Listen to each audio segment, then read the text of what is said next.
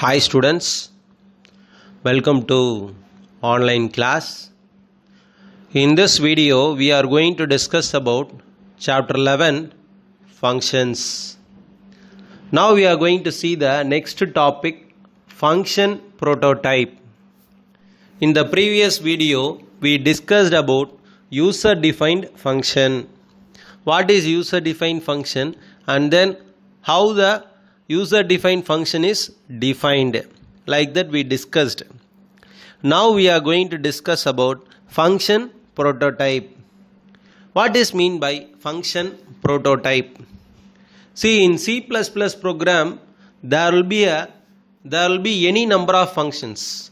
In C++ program, every C++ program can contain any number of function. Any number of function means there may be many user defined functions. There may be many user defined functions will be there in the C++ program. Every C++ program can contain many user defined functions. But you can see only one main function. Why? Because in each and every C++ program there will be only one main function, that is the starting point of the program execution. Can you understand, students? Each and every C++ program can contain many number of user defined functions, but there will be only one main function. Why they have given only one main function means that is the starting point of the program execution. So that's why they have given only one main function in every C++ program. Can you understand, students? So from this what can you understand? There will be only one main function, and then which is the starting point of the program execution. The starting point of the program execution is the main function. Can you understand, students? And then we can write the definition of the function in any order as we wish. So if you have defined more than 3 or 4 functions, you can define whatever the function you want in any order. There is no need to specify this is the first function, this is the second one, this is the third one. So we want no need to follow any order. As we wish, we can define the function. So there is no need to follow the order. See, there are 4 functions such as addition, subtraction, multiplication, division. So first I have declared addition, then I have declared subtraction, then multiplication, then division. Like that I have declared. So I want to define the function in the same order? No, there is no need.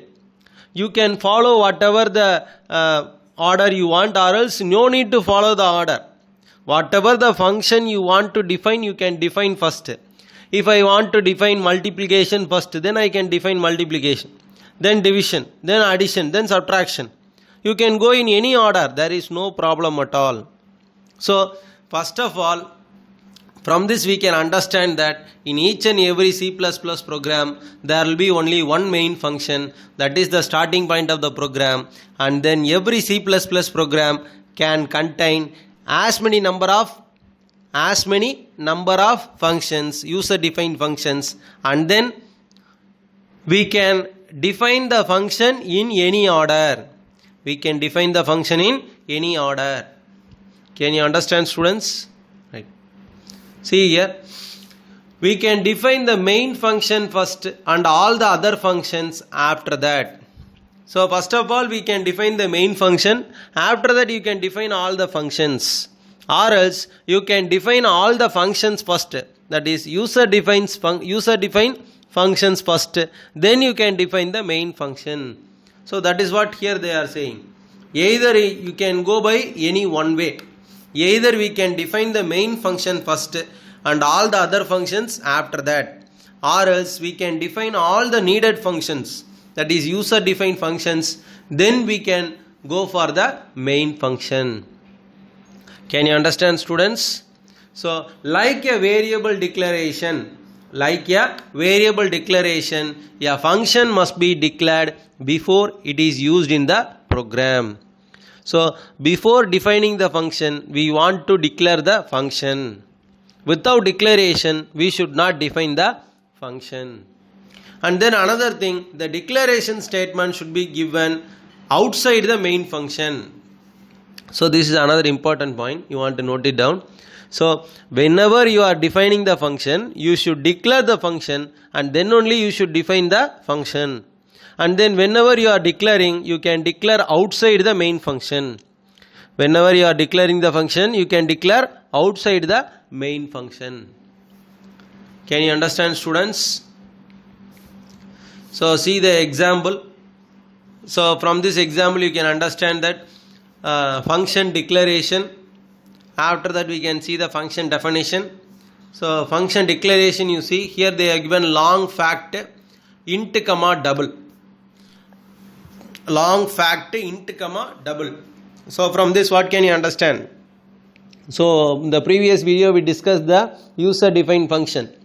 What is the syntax? What is the syntax for user defined function?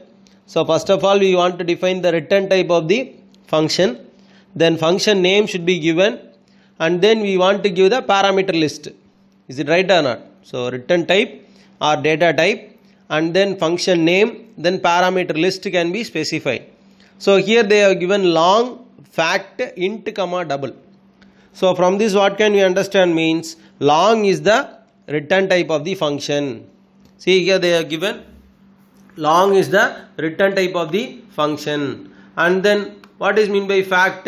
Fact means it represents the function name. Fact represents the function name. And then int comma double. Int comma double. So int comma double that specifies the parameters. Int comma double specifies the parameters. List of parameters. So totally there are 2 parameters are there.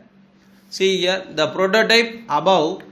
The prototype above provides the following information to the compiler. So the declaration is giving some information to the compiler. The declaration, the prototype, function prototype is giving some information to the compiler. What is the information? See here, the return type of that is return value of the function is type long. So return value of the function is long. And then what is the name of the function? Fact is the name of the function. Fact is the name of the function. And then see here the function is called with 2 arguments.